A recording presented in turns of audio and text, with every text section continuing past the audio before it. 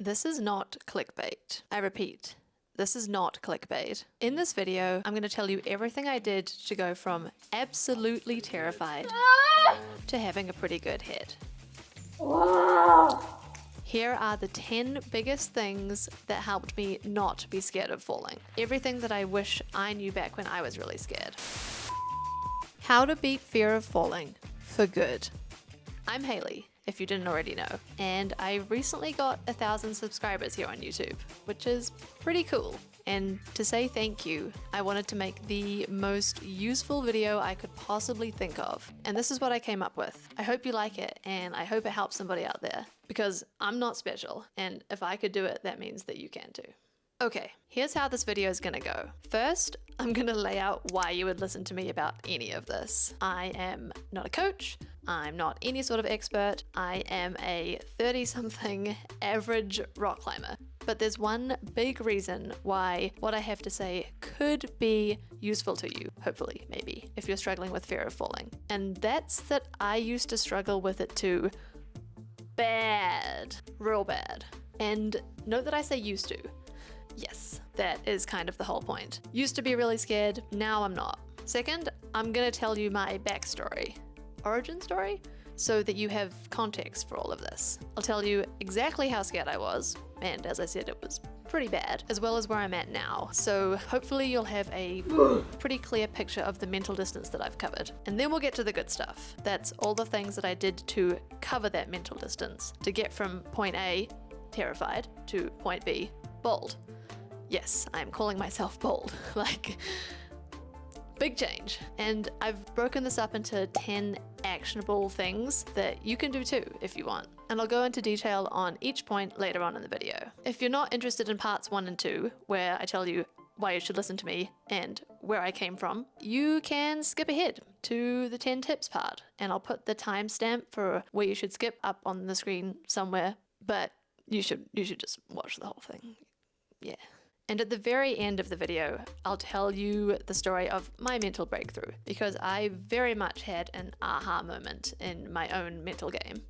Before, after, very different. I'll tell you all about it later. Oh, and if you find this video useful, or even just entertaining, consider subscribing or leaving a comment, liking the video. It doesn't cost you anything, but it does actually really help me. Okay, let's get into it. Part 1. Why you should listen to me. Fair question. Roll footage.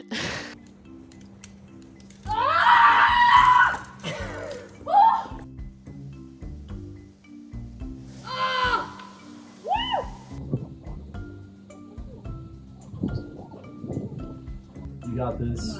Yep, keep moving. You know what to do. It's an easy move. You got it. Come on. Come on, Haley. I'm with you. Easy Come move. on, let's go. Pull and go. Pull and go. Yeah. I feel like this place Now. is so sweet Yeah. for her. Oh my gosh. This is for Jill. I love Smith Rock. Come on, Haley.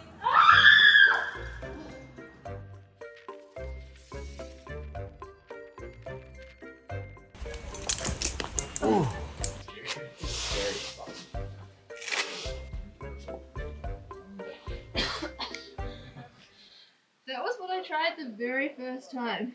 Hopefully that gives you some kind of idea of where I'm at now mentally. These days, I genuinely count my mental game as one of my biggest strengths. I love spicy climbs. Highballs and runouts are my absolute jam. And I'm telling you this for a very specific reason. And that reason is that I think personal experience is really valuable. It's no replacement for science, obviously. But sometimes just seeing or hearing about somebody else's experiences can make something big and scary feel more manageable and attainable. As far as my climbing credentials go, I boulder and sport climb. I've sent V7, on-sighted V12, and red pointed V12, on-sighted 12A, and red pointed 12D. This is nothing special. V12, I'm aware of that. 12. I'm just including it here so that there's some context of my climbing thus far, especially if you're new to my channel. Okay, part 2. My climbing backstory. I am yet to meet a climber with a worse head than mine used to be. And I'm not exaggerating. It was that bad. I think it's important to explain how my head got so bad in the first place so you can really understand just how bad it was. In 2019, I went to Mount Arapiles in Australia for a month and I started leading easy trad routes. Long story short, I ended up getting off route on a climb and I fell on a ledge. Yeah, I seriously messed up my ankle, but I messed up my head much, much worse. I went to PT, I got back to climbing as soon as I possibly could, but I was so scared. My body would have a visceral response to climbing in which I would just tremble so much, even on 5'8" in the gym on top rope, that I would lose my balance and fall.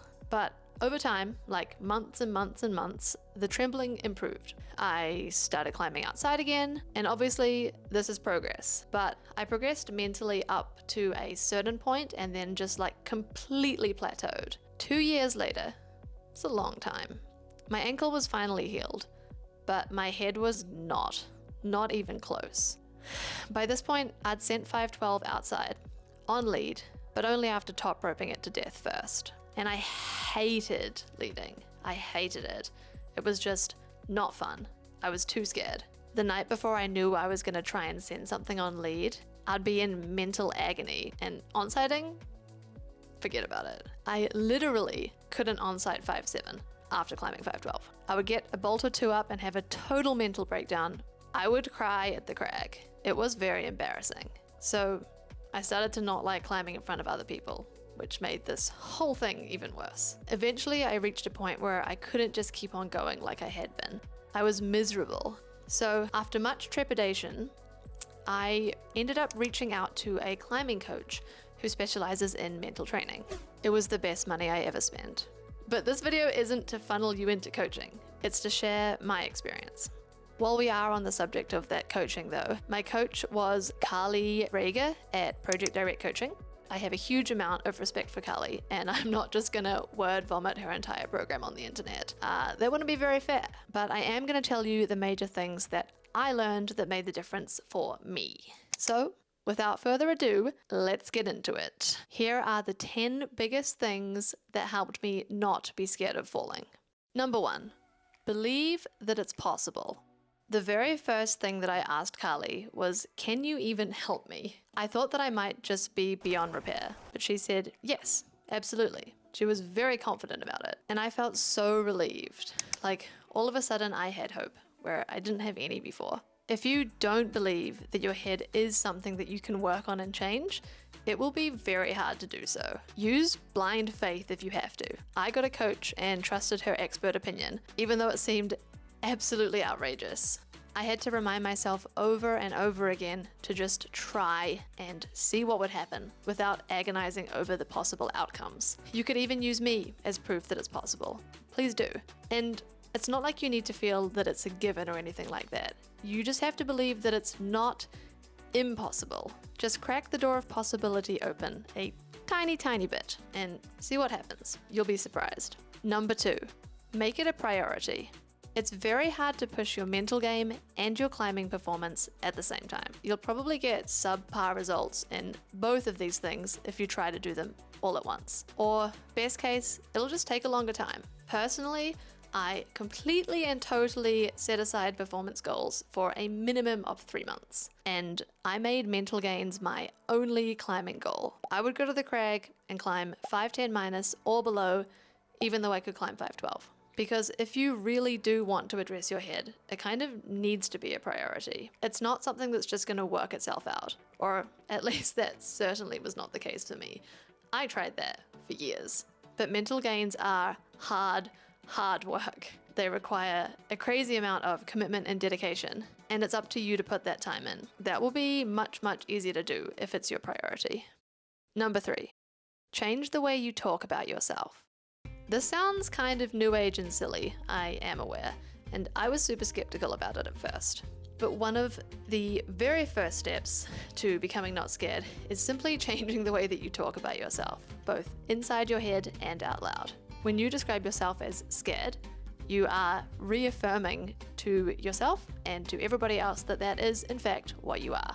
And that just makes it deeper and more ingrained into your identity as a climber, and harder to change. But really, scared isn't something that you are.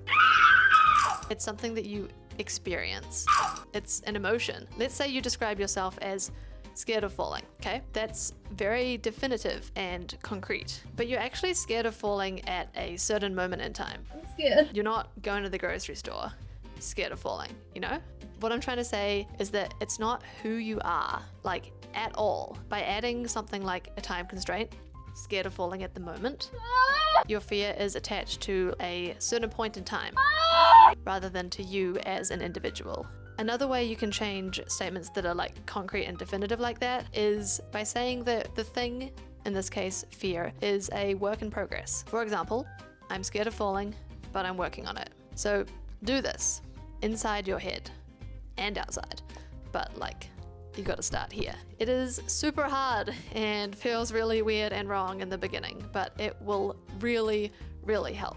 I was blown away at how helpful this was when I actually got over myself and started trying it for real. Number 4, normalize it. Everybody gets scared.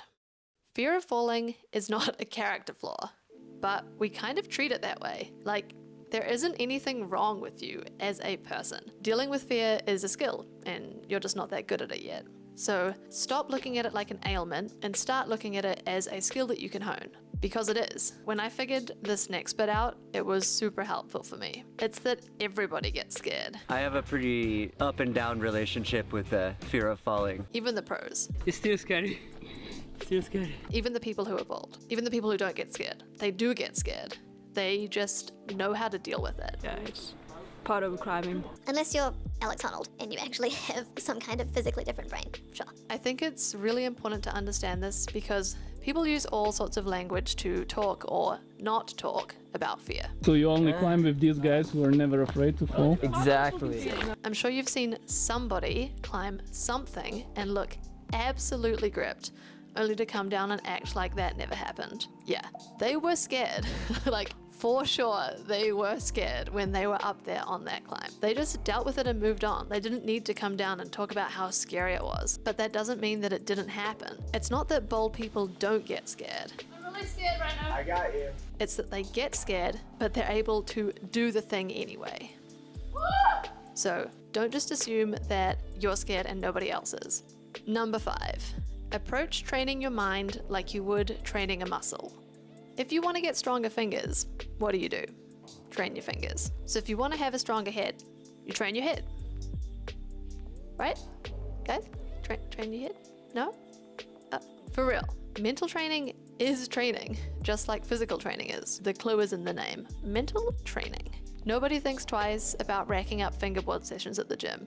It's just so totally normal. Want strong fingers? Train fingers, get strong fingers. It's painstakingly simple. You can apply this same very simple concept to your head. And mental training is not some vague, esoteric, woo-woo type thing. It is specific and measurable, just like physical training, and it will progress over time in the same way. You have control over the trainedness of your mind, just as you have control over the trainedness of your body. Just, for some reason, we're all training our bodies 4 times a week, 5 times a week, more, leaving our minds completely alone, and then being like, why am I scared? I mean, I did this, okay? I'm speaking from experience, but it just doesn't make a lot of sense when you look at it like that. Trust me, if you train your mind, it will get stronger. And that leads us to number 6, progressively overload your comfort zone.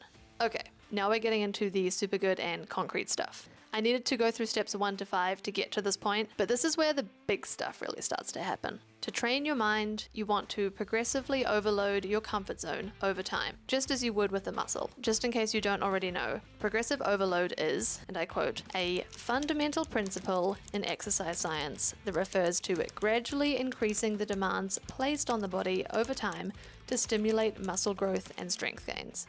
You wouldn't walk into a gym and try to deadlift 2 times your body weight on your first day, right? So don't go out and take giant practice whips. You're literally doing the exact same thing. Okay, camera overheated. I put it in the freezer even though you're not supposed to do that. If anything looks different, that's why. We were talking about the deadlift. So let's imagine that you do, in fact, try that 2 times body weight deadlift because YOLO, and you fail and you think, guess I can't deadlift this weight. Fair. You've just proven to yourself that you can't in that moment. But of course, if you trained your deadlift, you would be able to do that. And let's extrapolate that to taking giant practice falls. You try, you get really scared, and you think, I can't do that. I can't get over my fear of falling. Just as you think, I can't deadlift that weight. And with the information that you have, that would be kind of a fair thing to think. But doing that just reinforces the concept that fear is something that you're stuck with, rather than something that you actually have a say in. Instead, start small and work up incrementally over time, just like with weights. You want to grow your comfort zone just like you grow your muscles. What this will look like for you will depend on where your comfort zone is right now. So I'll tell you what I did. And if you didn't skip the start of this video, you should already know where my comfort zone was. Small.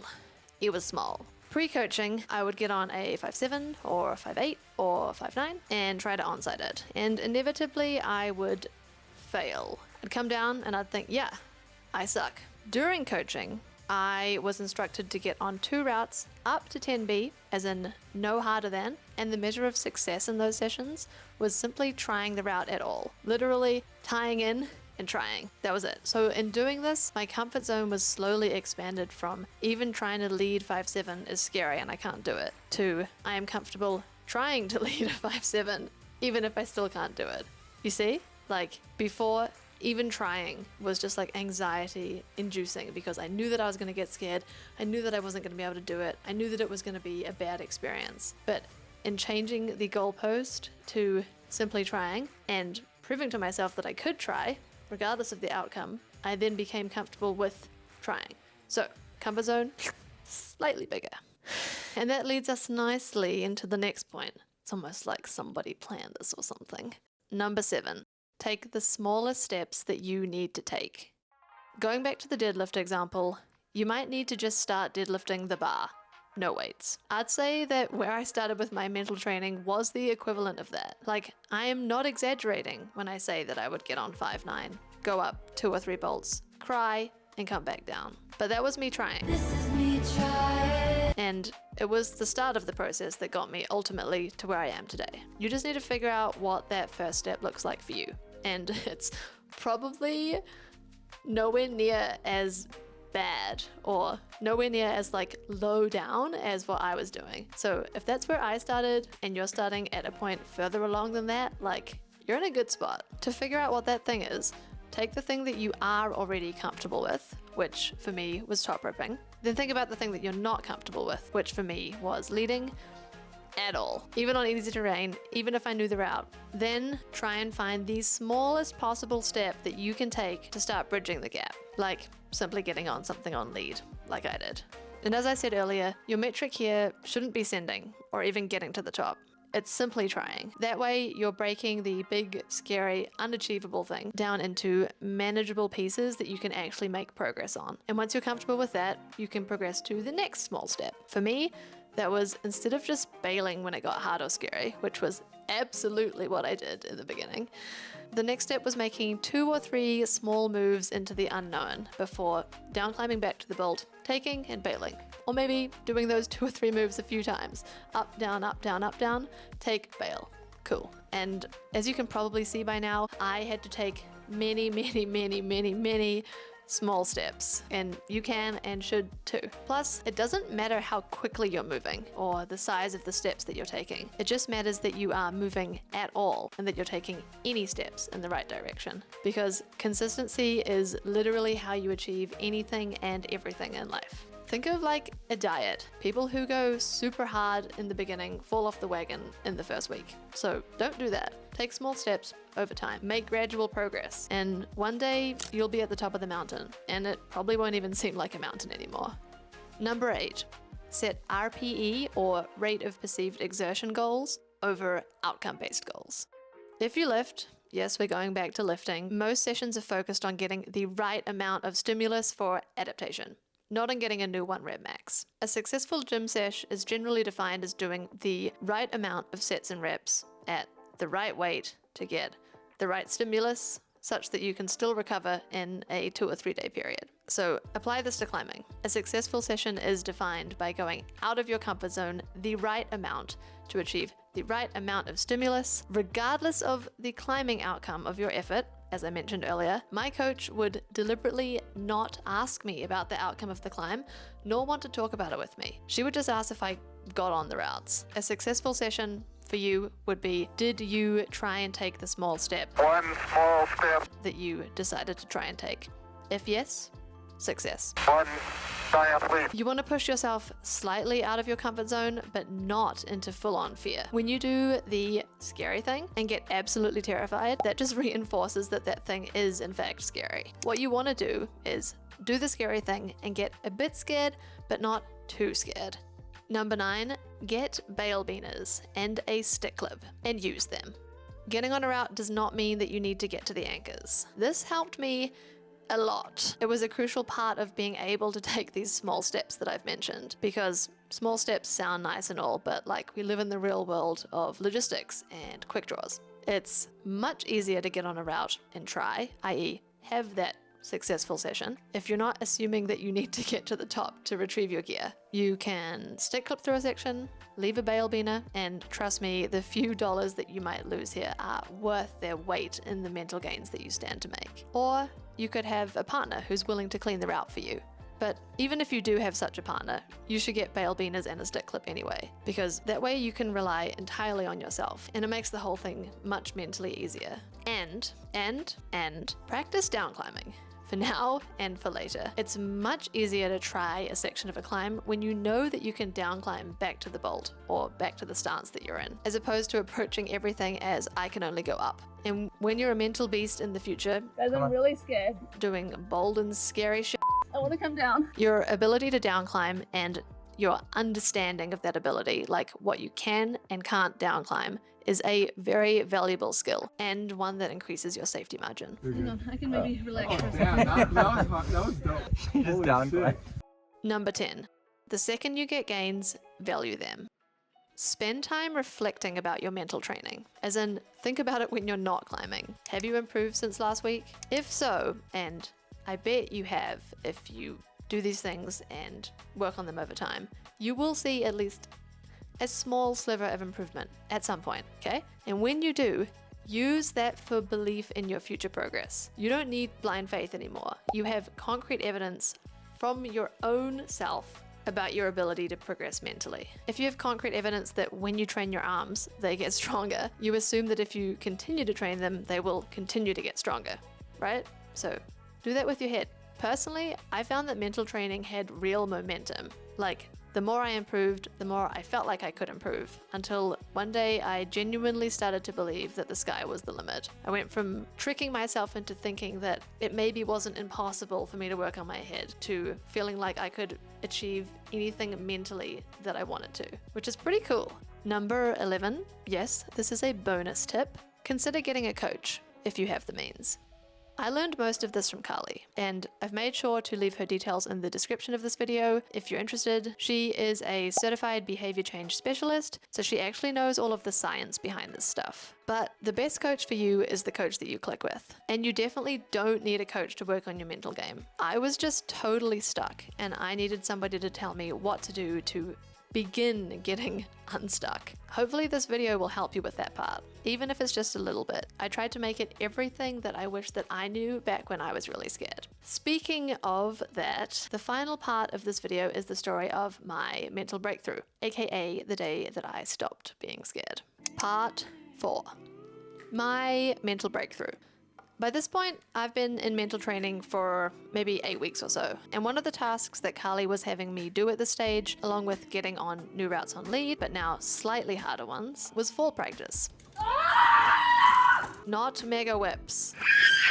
Just small falls to begin with. I was at the New River Gorge for this whole time, and the weather there is unreliable, to say the least. It had been raining for days, and I hadn't been able to get my mental training in. And finally, it stopped raining and we got a clear day. So I went to the crag, eager to get on top of my training. I warmed up, and it started raining again. Bear with me, by the way. I'm getting to the point. So it's raining, and frustrated, I packed up my stuff and started hiking out. But on the way out, I walked past a couple of routes that were permadrawed and steep, so that the first half of the routes was still dry. And I thought, ooh, I can do my fall practice just on the bottom half of these routes. Here's the thing though. These routes were 5'11 plus. I was doing my homework on 5'10 plus, and my hardest onsite at the time was maybe 11B. So there was absolutely no way that I was gonna get on these routes and not fall. But the whole point was to fall, so who cares? My belayer and I decided that I should climb 3 bolts up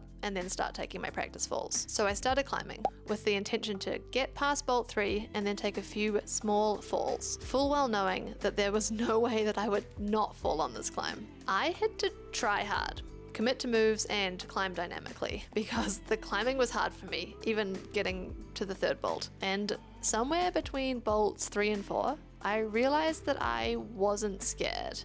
My partner knew something had changed because my body language was completely different to normal. Instead of climbing slowly and hesitantly and trying really hard not to fall, I was climbing confidently, having already accepted that a fall was definitely going to happen. I got to a part that seemed hard, and I told my belayer that I was going to fall. So I fell, intentionally, practice fall, check. I took a couple more intentional falls in the same spot and then lowered off. And when I got down, my partner could tell from the look on my face that something had changed for me up there. He asked what was going on, and I told him I think I might have figured it out. And I had. I had figured out what I was actually scared of. And it wasn't falling. It was trying not to fall, which makes sense. That's exactly what I was doing when I took that bad fall at Mount Arapiles, which I talked about earlier in the video. So go back if you didn't see that yet. It may sound like a subtle difference, being scared of falling versus being scared of trying not to fall, but it is actually quite big. When I got on that route, knowing that I would fall without a shadow of a doubt, the fear went away, whereas on 5'10", I knew that I would likely not fall if I could just keep myself together. Or the fear didn't go away completely, but it was smaller and much more manageable. It was a totally different beast.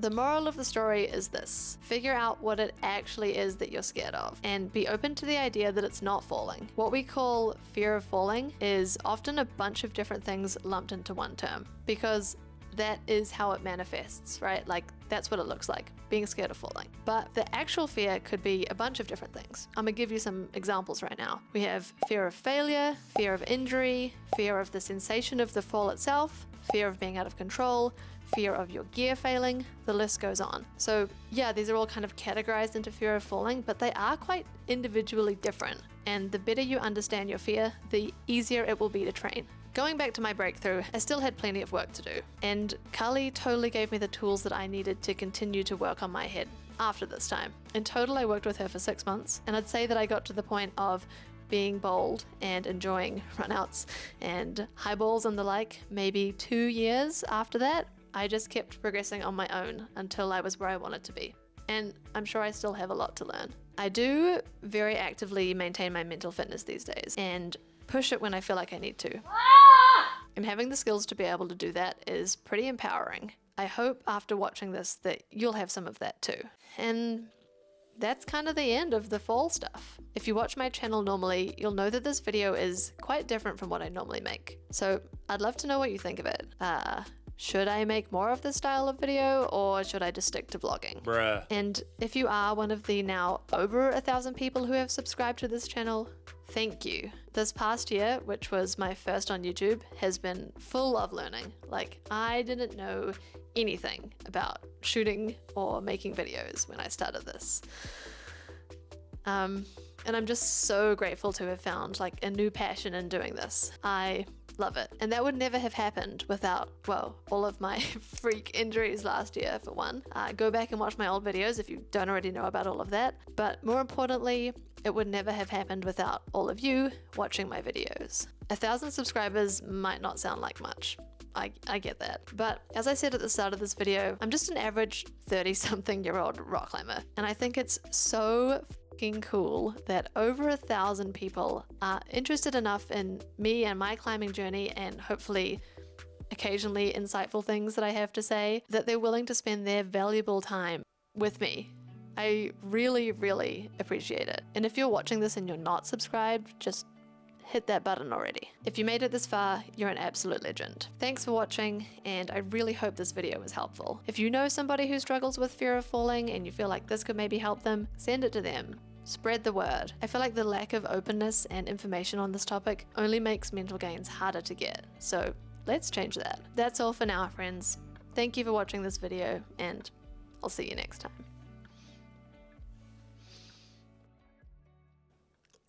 Oh my god, I'm only on page 2.